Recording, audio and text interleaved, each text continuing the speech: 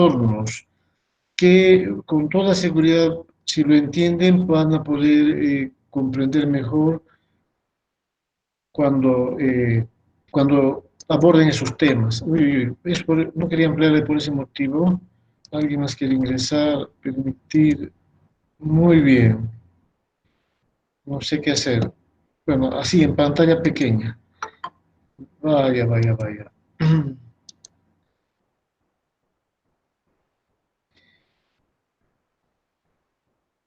A ver, a ver, a ver. Bueno, fecundación, nidación, implantación. ¿Ya? Eh, Como bien recuerdan ustedes que fecundación no es más que la unión de los gametos masculinos y femeninos, ¿no? Se fusionan y de esta manera dan origen a un nuevo ser.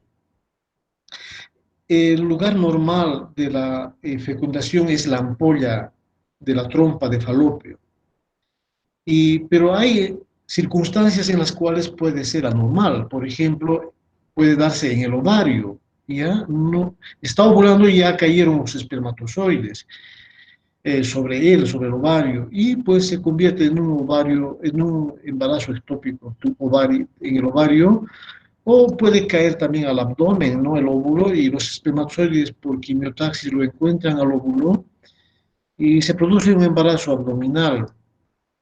Y pues esto es un embarazo ectópico. Eh, Eso es por una parte, ¿ya? Para que la fecundación sea posible, tiene que haber ovulación, pero hay ciclos, hay mujeres que no ovulan y tienen sangrados que no son auténticas menstruaciones, pero son sangrados que se llaman ciclos anovulatorios, o sea, en ausencia de ovulación. Y como no hay ovulación, no hay progesterona, en consecuencia no es una menstruación legítima. Bueno, por otra parte, los espermatozoides maduran y maduran gracias a la testosterona. Bueno, se forman en los testículos y maduran en el epidídimo, pero eso es posible gracias a la acción de la testosterona y a una adecuada temperatura escrotal. Los mamíferos escrotales como nosotros, pues tenemos los testículos afuera, ¿no? Que están en una bolsa. Y eso es fisiológico para no producir una interferencia en la gametogénesis, en la formación de los espermatozoides. Vamos a permitir a este grupo más chicos, uno, dos. Muy bien, por eso niños quería que entren más antes, para no, para no interrumpir. Bueno, decíamos entonces que la temperatura es fundamental para una buena formación de los gametos masculinos en la espermatogénesis y los camioneros, toda la gente que tiene pues exposición a temperaturas elevadas por la posición, por el trabajo, etcétera, tienen problemas de fecundación, ¿ya? Son subestériles. Y bueno, los espermatozoides depositados en la vagina migran por su propia propulsión hacia las trompas, ¿no? Y tienen que migrar activamente, pero no todos los espermatozoides de los varones tienen ese dinamismo. Hay espermatozoides lentos, perezosos y otros que no se mueven, como si alguien les estuviera pisando la cola, y otros ni mueven la cola, se llaman astenospermicos. Y si estos eventos, estos trastornos suceden en una pareja, no se va a embarazar. Eh, los espermatozoides además deben ser maduros, como indicábamos, y tienen que tener capacidad de fecundar. La maduración, como les indicaba, se produce en el epidídimo y la capacidad fecundante lo adquiere el espermatozoide en el cuello del útero. Inicia su capacidad fecundante en el cuello del útero y termina en la trompa de falopio. Estos tejidos secretan sustancias que favorecen al espermatozoide y le confieren capacidad fecundante. Y el espermatozoide o los espermatozoides que no adquieren esa capacidad, pues no van a poder, ¿qué se llama?, fecundar al óvulo. No van a poder ingresar al citoplasma del óvulo. Como verán, no es pues un fenómeno aislado, el embarazo, la fecundación, sino un fenómeno extraordinario realmente. Si el cuello por cervicitis, la trompa por anexitis, no producen esas sustancias, esas citoquinas, esos factores de crecimiento que le confieren al espermatozoide capacidad fecundante, no va a haber fecundación y la pareja es estéril, ¿sí? Muy bien. Ahora yo creo que nadie más ingresa, vamos a ampliar la... Si ya no vamos a ingresar a nadie más, ¿ya? Entonces, ¿qué propiedades tiene un espermatozoide capacitado? Hipermotilidad, ¿sí? Es muy móvil. Ya, sobre todo, la última motilidad que le confiere la trompa le vuelve muy dinámico, lo ha energetizado y está ya muy activo y eso es necesario para penetrar al óvulo. Tiene que tener capacidad para unirse a la zona pelúcida, que vamos a ver que es una gruesa membrana proteínica. Y además tiene que tener capacidad de presentar reacción acrosómica. Tiene que romperse la acrosoma para poder ingresar. Si tiene estas cualidades el espermatozoide, es un espermatozoide capacitado para la fecundación. Y el primer paso para la fecundación, como pueden ver en el título, a ver, permítanme mi láser, ¿dónde está este láser? El primer paso es ingresar en este cúmulo de células, ¿ya? Que se llama la corona radiada. A ver, último que vamos a permitir el ingreso, ¿ya? Ah, bien, Nimsi, nos has interrumpido.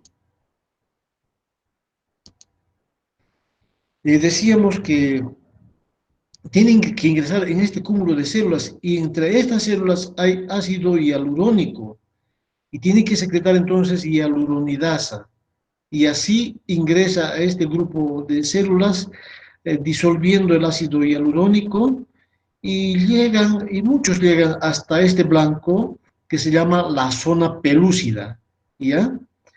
A través de sus movimientos activos también, que la última capacitación los ha recibido en la trompa, la mayor capacitación.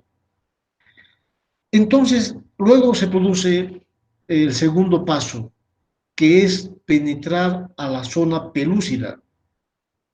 Pero, ¿qué es la zona pelúcida? A ver, otra batería, ya no vamos a dejar ingresar a nadie. Oh. Si se pueden fijar acá, fíjense, esta parece una cáscara de huevo. Esta es la zona pelúcida. Ya miren, el espermatozoide está ahí enclavado.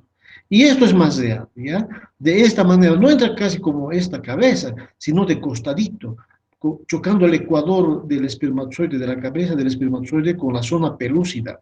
¿Qué es la zona pelúcida? Son glucoproteínas secretadas por el ovocito, ¿ya? El ovocito, los óvulos, las células germinales que dan origen a los óvulos, se forman en el saco vitelino.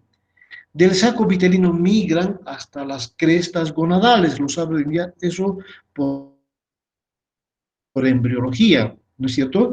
Y no tienen pues una zona pelúcida en este momento. Entonces, cuando ya son ovocitos, van secretando unas glucoproteínas como una especie de cáscara de huevo que produce protección por muchos años. Hay ovocitos que van a permanecer 45, 46, 48, 50 años. Y fíjense, están sujetos a muchos antioxidantes, bueno, muchas sustancias pueden ser tóxicas, tabaco, alcohol, siempre tenemos una vida un poco, bueno, no tan natural últimamente, ¿no es cierto? Entonces, tienen que estar protegidos. ¿Por qué? Porque son las células que van a dar origen a nuestros hijos. Esto es posible, esta protección, gracias a esta zona pelúcida, y además cumple otras funciones que voy a indicar más adelante, ¿ya? Y las funciones que se cree pues, origina o hace la zona pelúcida es que generar además receptores específicos para espermatozoides humanos, ¿sí?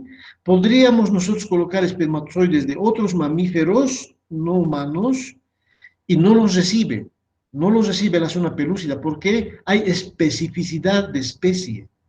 Y debe ser lo mismo con otros mamíferos y otras especies. Es específico para la especie y además otra función de la zona pelúcida es evitar la poliespermia,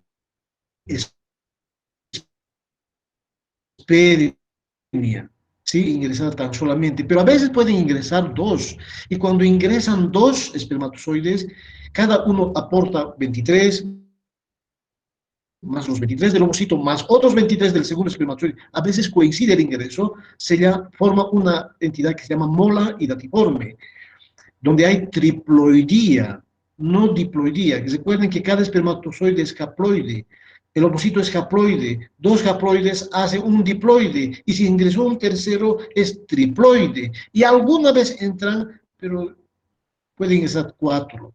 Hay tetraploidía también en la especie humana, pero a veces es por fallos en la replicación, ¿ya? Muy bien. Cuando el espermatozoide ingresa dentro del óvulo y se une en la zona pelúcida a su receptor específico, a continuación se produce una reacción llamada acrosomal, mediante la cual libera más hialuronidasa y otra enzima llamada acrosina. Esto permite que la zona pelúcida permita el ingreso del espermatozoide para que se una a su membrana y así acrosoma se una con la membrana del ovocito. Fíjense. Y aquí tenemos un gráfico. Entonces, fíjense que el espermatozoide ingresa, une aquí sus membranas, y quiero que lo miren estos gránulos llamados gránulos corticales, que son una especie de lisosomas, ¿ya? Y miren cómo el núcleo, la información genética del padre, ingresa ahí hasta el citoplasma. Se unen a, ¿qué se llama? A unos receptores llamadas integrinas del óvulo y pues del espermatozoide son las desintegrinas. No hay mucho consenso al respecto, pero valga la ilustración, ¿ya? Valga la aclaración. Entonces, de esta manera ingresa el núcleo del espermatozoide a el citoplasma del ovocito. Pero fíjense, esta enormidad de citoplasma es una gran célula cuando lo comparamos con el espermatozoide.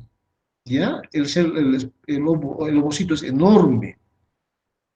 ¿Por qué? Porque el espermatozoide no tiene que tener citoplasma. No tiene citoplasma. ¿Y por qué no tiene citoplasma? Porque si vale la expresión es aerodinámico, hidrodinámico, tiene que recorrer, y si fuera enorme, gordo, con mucho citoplasma, el espermatozoide no alcanza a llegar hasta el ovocito, ¿sí? Entonces tiene que correr y esto le da mayor dinamismo, esta forma, ¿no? Luego que ingresa el espermatozoide a la zona pelúcida e ingresó el núcleo, ¿qué pasa? Tres cosas voy a describir a continuación. Uno, reacción de zona y otra, reacción cortical. A ver, el ingreso del espermatozoide en el óvulo, fíjense, cuando ingresa el espermatozoide en el óvulo, produce liberación de los gránulos corticales. Fíjense acá, estos gránulos que están aquí adentro, fíjense con mi, ¿qué se llama? Con mi puntero láser. Aquí está, se liberan los gránulos de estos gránulos corticales, que son, como les decía, una especie de lisosomas, con la única función de impermeabilizar primero el ovolema o la membrana del ovocito, y segundo, impermeabilizar la zona pelúcida, ¿sí? se impermeabiliza para evitar que más espermatozoides logren ingresar dentro del ovocito. Generalmente eso sucede, pero algunas veces dos ingresan, ¿ya? Y así evitamos la poliespermia, como nos indicó ahí.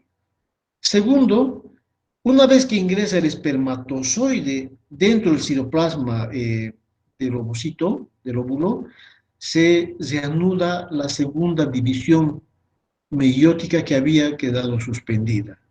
Continúa y termina su segunda división meiótica y también se expulsa el segundo corpúsculo polar. Aquí tenemos, ¿sí? Y luego comienza a activarse el óvulo por el ingreso del espermatozoide y se produce la formación de los pronúcleos, por una parte del espermatozoide y por otro del ovocito, y el ADN comienza a replicarse, se fusionan luego los pronúcleos, se alinean los cromosomas, se aparean, se parean y se alinean, comienza la división mitótica y así se inicia la embriogénesis. Este camino todos hemos recorrido. No sé si hacerle ingresar, a ver, no sé qué ya va a poder ingresar esta niña. Oye, Maribel, todavía. Maribel Prieto, tienes que madrugar más temprano ya, la próxima vez. Entonces, como resultado de la fecundación, ¿qué sucede? ¿Qué se puede concluir? Pues se concluye que se establece el número diploide de cromosomas, se determina el sexo cromosómico, ¿ya? El sexo cromosómico XX, XY, mujer, varón. Y se inicia la embriogénesis con la segmentación. Eh, el espermatozoide aporta eh, en la fecundación para la nueva vida ADN masculino, correctamente empaquetado. A veces no está correctamente empaquetado y pues produce aborto, un aborto preclínico, ¿ya? Insensible. A la mujer se le retrasa 1 o 2 días y si le hacemos fracción beta de gonadotrina sale positivo. Y nunca vemos el embarazo, se abortó. Puede ser un origen que el ADN paterno, sobre todo cuando son mayores los hombres, ¿ya? Pues se aborta. Aporta centriolos para la división de los cromosomas, el centrosoma, y estos elementos activadores aporta para que el óvulo se active, ¿ya? Pues como ya les dije, se inicia y termina su meiosis 2 porque inhibe a este inhibidor FPM, que era un inhibidor, libera los glándulos corticales, hemos dicho, para impermeabilizar el ovolema y la zona pelúcida, aumenta la biodisponibilidad del calcio intracelular, fundamental para la segmentación, para la embriogénesis, el calcio intracelular.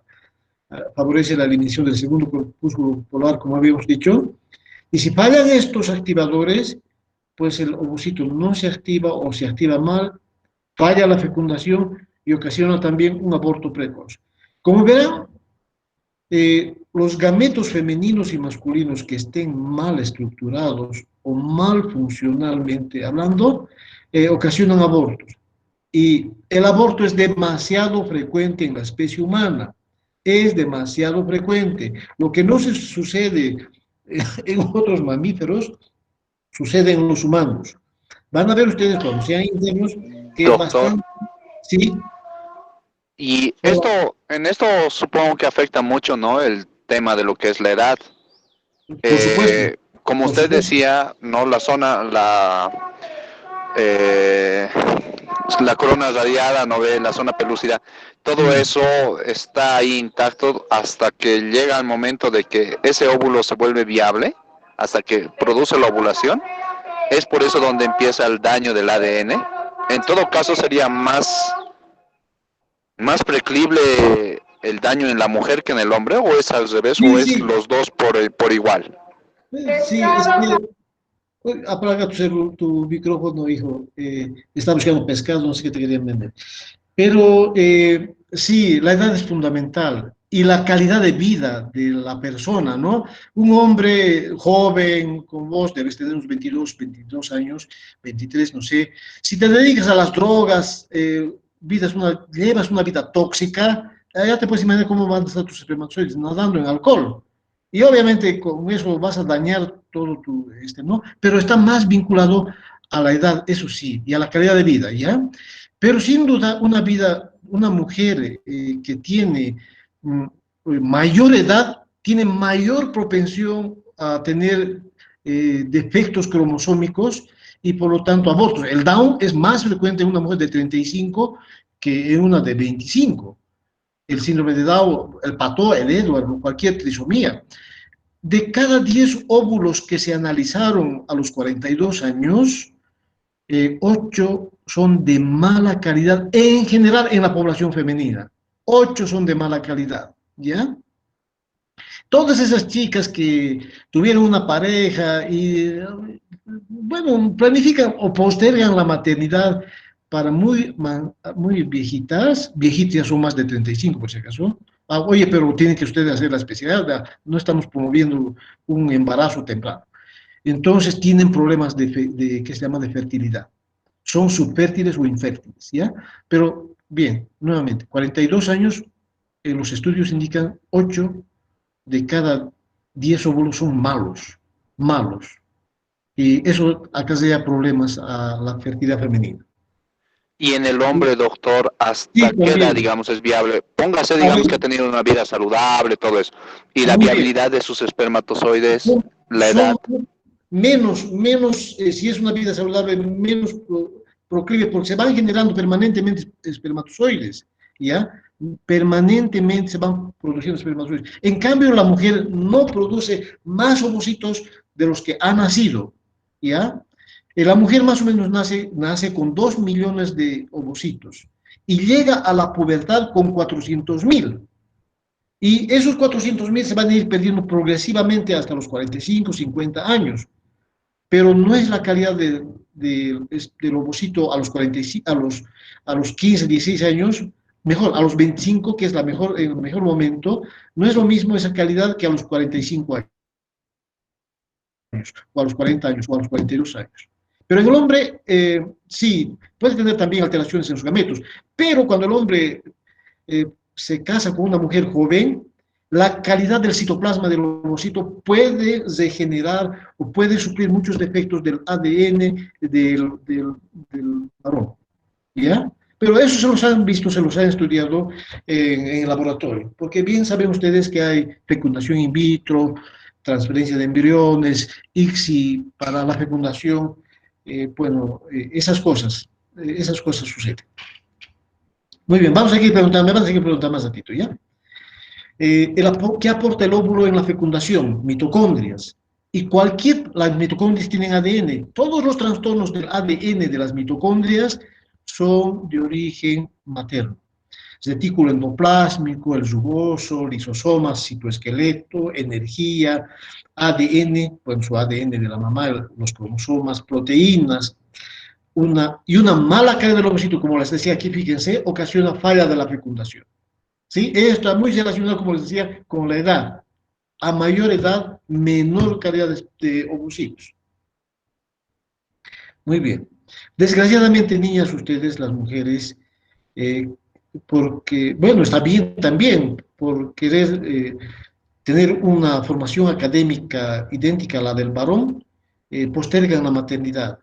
La maternidad en las doctoras es más o menos su primer hijo, 35, 36, 38 años, por si acaso, ¿ya? Pero hay maneras de poder solucionar estas dificultades. Pero, bueno, es que ustedes van a hacer la especialidad, bueno, egresan, 1 o 2 años van a perder, van a buscar la especialidad, les va a durar 4 años, van a buscar 1 año, van a descansar, otro año de subespecialidad, unos 2, 3, 4 años, y regresan añosas, ¿no? Y pues pueden haber problemas. Buscan el marido, el novio, este no, este sí, mejor no todavía, y así va pasando el tiempo, y el tiempo es un gran adversario de la fertilidad. No estoy promoviendo nada, no quiero que se embaracen, quisiera que se embaracen a los 37 años, pero muy buenos profesionales. Y cuando tienen sus niños, la calidad de sus niños son una bellezura cuando han nacido normales. Tienen de todo, no les falta nada. Diferente a esas niñas que se embarazan de la cancha, sus hijitas, a sus 14, 15 años, 16 años, son más pobres que un, bueno, pero no tienen con nada, eh, desnutridos, no se alimentan bien, esos niños son diferentes.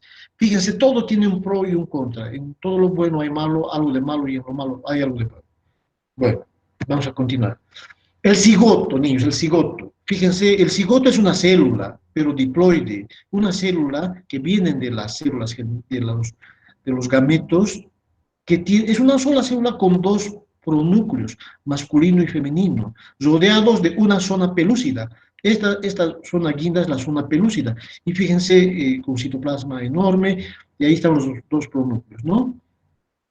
Los cigotos que son cromosómicamente anómalos también se abortan, sin que la mujer perciba que estuvo embarazada, como ya habíamos dicho. A ver, ¿cuánto es? De 100 óvulos fecundados, 50 a 60% se abortan insensiblemente en los humanos, ¿ya? Y más en mayores de edad. Muy bien. Y luego de comenzar la segmentación, fíjense, aquí tenemos una mórula, se llama mórula. Cuando empieza a segmentarse esa célula, el cigoto, que es una sola célula, pasa, cuando ya son dos células, a mórula, se lo llama, de mórula de 2, de 4, de 8, de 16, fíjense en su tercera división acá, es una mórula. Pero si se fijan aquí sutilmente, aquí está la zona pelúcida, como una verdadera cáscara de huevo, ¿no? Fíjense, ahí está. Ahí está, indemne. No han ingresado más espermatozoides. Y cada uno de estas células se llaman blastómeros. Cada uno se llama blastómero. ¿Qué es un blastómero? Estos son células totipotentes. Son células capaces de formar un ser humano, cada uno de ellos. Esos son los trillizos, ¿ya? Pero los que son idénticos, son mujeres, los tres son mujeres, pero como gotas de agua, ¿no es cierto? Puede ser uno más delgadito, uno más grande, uno más gordito, en fin, eso sucede. Pero son células totipotentes. Cada uno de estas células, de estos blastómeros, en esta etapa, puede formar un ser humano. Muy bien. Eh, Luego a la mórula, que estaba bien compactada de blastos, ingresa líquido, o se forma líquido, se secreta líquido. Lo cierto es que aparece líquido. Y esto permite diferenciar, eh, en este estadio del embrión, dos tipos celulares. Unas células externas, una masa celular externa, que son más aplanadas. Miren, rodean todo a toda la zona pelúcida en su interior. Y otro grupo de células, fíjense acá, una masa celular interna, ¿ya? Estos son los futuros embrioblastos y estos son los futuros trofoblastos de la placenta y esto es el blastocele. Muy bien, como les decía acá, estamos ya más o menos al día cuarto, quinto de la fecundación. Aquí está la zona pelúcida. Estas células externas, estos blastos externos, se llaman tropoblasto. Y estas células internas, embrioblasto. Dan origen al embrión y esto a la placenta.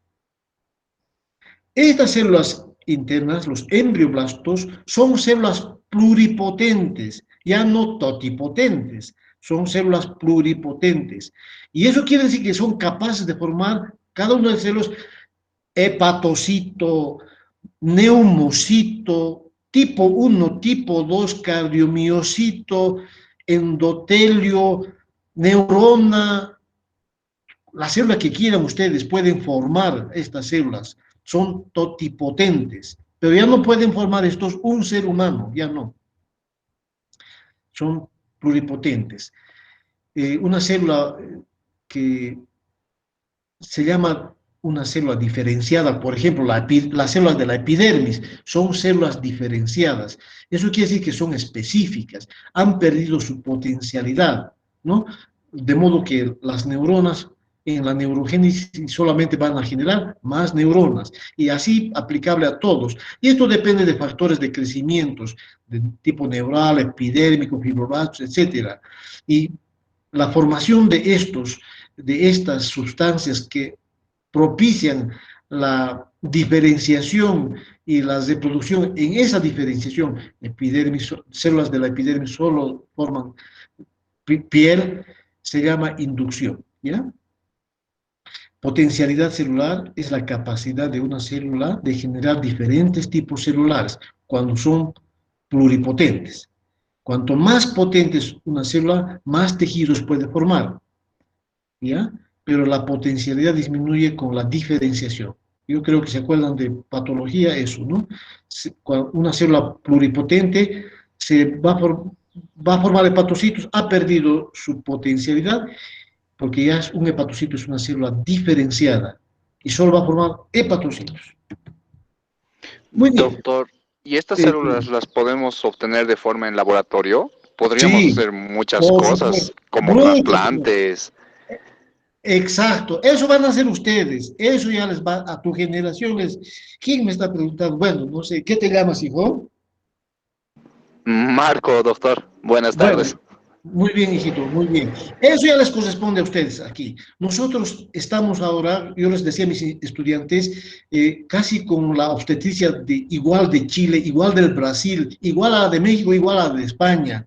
Antes no era así. Estaban muy alejados de ellos, pero ustedes tienen que hacer lo mismo que hace el gringo, el inglés, el americano, bueno, el francés, cualquiera, el chileno. Tienen que hacer así y pues tienen que trabajar, tienen que formar tejidos. Y obviamente ya hay una regresión genética. El reloj biológico se lo puede retroceder, y una célula diferenciada se lo puede volver indiferenciada, pluripotente nuevamente.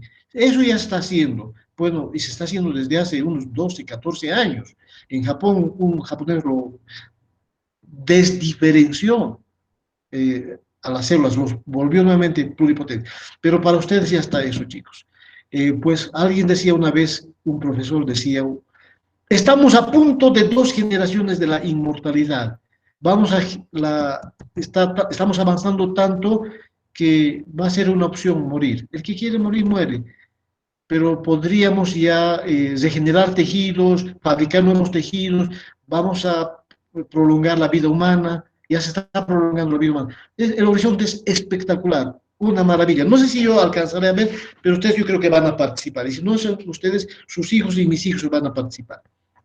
Bueno, bueno, una vez que se fecunda aquí el ovocito, fíjense, tiene que trasladarse al útero. Y pues va a su traslado, lo van preparando el ovocito en la trompa, a la mórula y al blastocito, y justo tiene que llegar aquí al endometrio el día 20 a 24, justo. Entonces tiene una función la trompa de producir, de mantenerlo a esta célula, al blastocito, a la mórula en la trompa. Seguramente lo está capacitando para poder implantarse, está propiciando la desintegración que en este momento todavía tiene zona pelúcida. Y este traslado es posible, por hoy se sabe, gracias al peristaltismo de la trompa y al movimiento de las células ciliadas que tienen acá. Secretan un líquido que facilita el traslado de este embrión hasta la cavidad endometrial, que ya no se llama endometrio, se llama decidua. ¿Qué es la decidua? Es un endometrio modificado. Van a escuchar hablar de la decidua, y nadie les explica qué es la decidua. La decidua es un endometrio modificado por las hormonas. Muy bien. Fíjense, cuando ya ha llegado aquí al endometrio, se rompe, se desintegra, ¿qué se llama? La zona pelúcida. Esta cáscara como de huevo se comienza a desingresar, y fíjense cómo está eclosionando el blastocisto. Fíjense, está protruiendo por acá, se ha abierto una abertura y está, porque no puede implantarse con zona pelúcida, tiene que liberarse de la zona pelúcida, ¿ya? La zona pelúcida, para mí, que concluye su destrucción, su apertura de un orificio, gracias también a unas proteasas, unas proteínas, enzimas proteínicas, secretadas por las glándulas del endometrio secretor. Ya no se llama endometrio, se llama decidua, por la decidua secretora, ¿sí? Fíjense esta excelente, esta armonía de la naturaleza, es realmente fantástico. La implantación requiere un endometrio modificado de alta calidad, que sea receptivo, estimulado, receptivo a la implantación, con capacidad receptiva, quiere decir, ¿no? Y esta receptibilidad es gracias a la progesterona del cuerpo lúteo. Se llama decidua, como os decía, y aquí también los fibroblastos se transforman en células secretoras y originan una decidua rica en lípidos, glucógeno, que van a nutrir ¿qué se llama? Al embrión hasta el primer trimestre. Sin zona pelúcido, el blastocito libera interleuquinas 1, alfa, beta, HCG, y pues con esto se van generando moléculas para la adhesión. Y aquí fíjense, el blastocisto sin zona pelúcida ya, aquí se aposiciona, toma contacto, en otras palabras, con la decidua, el endometrio, anteriormente llamado. Y luego se le adhiere, hay unión de receptores y se lo adhiere. Y finalmente termina invadiéndole, mírenlo, cómo va invadiendo, ¿sí? Este fenómeno es posible gracias a la llamada ventana de implantación. Si llega el blastocisto, perdón, el día 18, no va a haber implantación. Si llega el 25, 26, probablemente no haya implantación, ¿ya? El momento ideal en el que están abiertas las puertas de la implantación, si va a la expresión, son el día 20 al día 24. Muy bien, si llega, a ver nuevamente, fíjense cómo va demorándole la trompa, va deteniéndolo, va capacitándolo, y finalmente llega el día 20 al 24, justo la ventana de la implantación, y ahí se produce la implantación, la invasión, aposición, adhesión e invasión. Muy bien, cuando ya sucedió esto, ya está implantado, invadido, fíjense el trofoblasto, ¿qué pasa? El trofoblasto se diferencia en dos tipos de células. El citotrofoblasto, que son estas células de acá, miren, citotrofoblasto, estas células, una columna de células, y el sincitio trofoblasto, esto. Como aquí se les puse, ¿qué es un sincitio? Es una célula, es la unión de muchas células que forman una sola célula, con muchos núcleos, fíjense, y productos de la unión de varias células. ¿Para qué sirven estos sincitios? Para el transporte de nutrientes bidireccional. Bidireccional.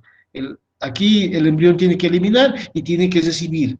Entonces el sincitio es un tejido, no, una célula apta para este intercambio. ¿Sí? Entonces no se olviden que el trofoblasto se ha diferenciado en cito y en sincitio, trofoblastos.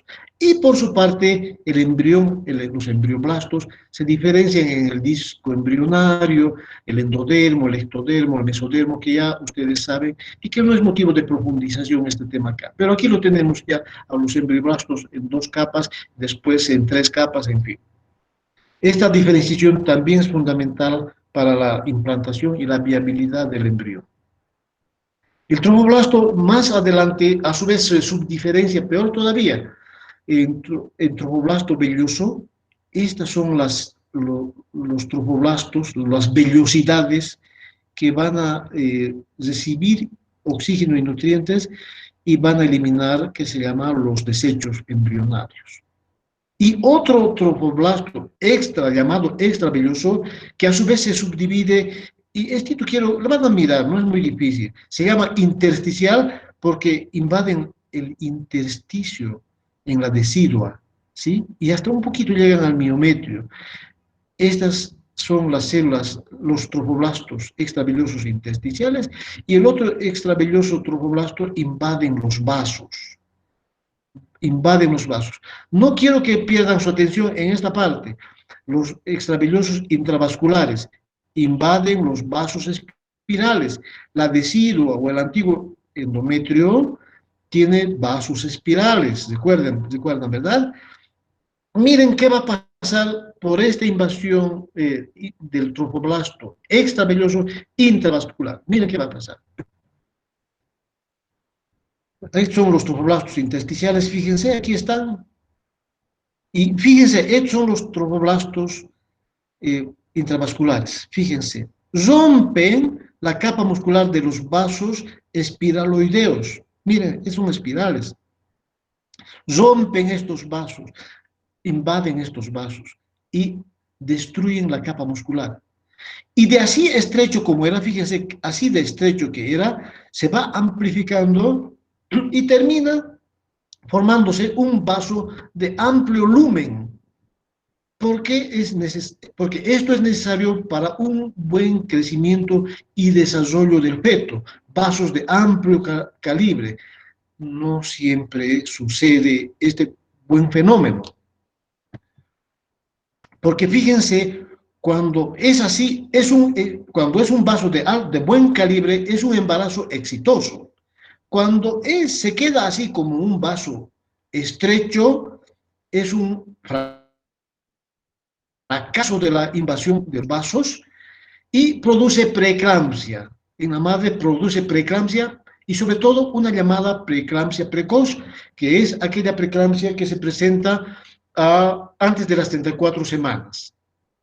¿Y qué produce en el feto? En la madre produce preeclampsia y en el feto produce restricción de crecimiento intrauterino, prematurez, y en la placenta produce desprendimiento prematuro de placenta normoinserto. Entonces, afecta este tipo de vasos a la madre y la primera causa de muerte materna en los hospitales es preeclampsia, por si acaso, ¿ya? La primera causa de uso de camas de terapia intensiva es la preeclampsia. ¿Y cuál? La preeclampsia precoz.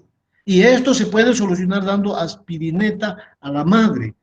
Esto podríamos diagnosticar en embarazos a las 12, 13 semanas, 11, 12, 13 semanas, esta preeclampsia precoz. Estos tipos de preeclampsias producen, pues, hipoxia crónica y un feto con restricción de crecimiento, una placenta pequeña, isquémica y proclive a desprenderse prematuramente. Nuevamente aquí, esto es un vaso normal, un embarazo exitoso, y esto es un vaso de preeclampsia. Muy bien, pero oye, la invasión del tromboblasto tiene que tener un límite, pero a veces se rompe ese límite. Y el límite lo determina la capa llamada de Nitabuch, ¿ya? Es una invasión controlada. A ver, en la implantación normal requiere la invasión controlada, se había puesto acá, a la decidua y a los vasos espirales, pero lo suficientemente profundo como para permitir el normal desarrollo del feto, pero no demasiado profundo, como para ocasionar un trastorno denominado acletismo placentario. ¿Ya? Esta capa de Nitabuch, cuando hay buena desidualización, y es el límite de la invasión. ¿Ya? Y pues la ausencia de estas capas de Nitabuch, o Nitabach para algunos, pues ocasiona pues los acretismos placentarios. Y esta capa, este endometrio, esta decidua que secreta esta capa de Nitabuch, lo podemos traumatizar, lo podemos eliminar esta capa, la buena capa endometrial decidual, con los legrados enérgicos o en las cesáreas o en las endometritis que se producen en las endometritis destructivas de la decidua o del endometrio. Entonces, es más posible, más probable que suceda acretismos placentarios, que son adherencias anormales de la placenta al miometrio, cuando no hay decidua o cuando la decidua está traumatizada por estas circunstancias, y la más probable es la cesárea. ¿Sí? Muy bien. Finalmente, en la placenta podríamos ver tres vellosidades, las que van a dar origen a la nutrición del feto. Fíjense, vellosidades primarias, aquí tenemos citotromboblasto, aquí sin sitio, pero no hay vasos. Aquí tampoco hay vasos, pero ahí hay un espacio para que se formen los vasos. Entonces, o para que surjan los vasos, para que tengan espacio los vasos. Miren, no hay espacio, aquí hay espacio, vellosidad primaria, cuando hay espacio secundario. Y la vellosidad terciaria cuando ya hay vasos. Esto puede ser que les pregunte, ¿ya? En la mola hidatiforme solo suceden como estos, ¿ya? No hay vasos. Es una degeneración quística edematosa avascular, las vellosidades coriónicas de la mola hidatiforme. No se olviden que muy frecuente es eso en la triploidía, no trisomía. Estoy hablando de la triploidía, 69 cromosomas. Bueno, fíjense, las vellosidades rodean al principio a todo el embrión, todo, y poco a poco la zona que ha tomado contacto con la decidua forma este corión llamado corión frondoso, corión que es placenta por si acaso, y aquí se va atrofiando estas vellosidades, miren cómo está atrofiando, y se llama corión calvo, corión liso, y estas van a formar las membranas, ¿ya? Las membranas, sobre todo la membrana coriónica. La placenta es una basera, ¿ya? Pero no es, algunas veces se rompe esta basera, se rompe, de modo que permite un flujo bidireccional de células, intercambian el feto con su madre, intercambian células. ¿Sí? Hoy se sabe eso. Pero el tráfico es pequeño de estas células, pero a veces es importante, pues células fetales como linfocitos, células madre del feto mesenquimales, células formadoras de colonias endoteliales han sido identificadas en el cuerpo materno décadas después de un embarazo y esto da origen a un fenómeno conocido como microquimerismo, que en algunas mujeres da origen a enfermedades autoinmunes, como sucede con la tiroiditis linfocítica, la esclerodermia y el lupus eritematoso. Miren, estas cosas tan hermosas son hallazgos recientes y están comenzando a explicar algunas enfermedades inmunes en la madre que realmente se merece todo nuestro respeto y es motivo de nuestra profesión por estar embarazada, ¿no? Y por dar origen a un niño. A todos ustedes probablemente han dejado en su madre células. Muy bien, niños, muchas gracias. Eso es todo. Si hay valor para preguntar, les escucho.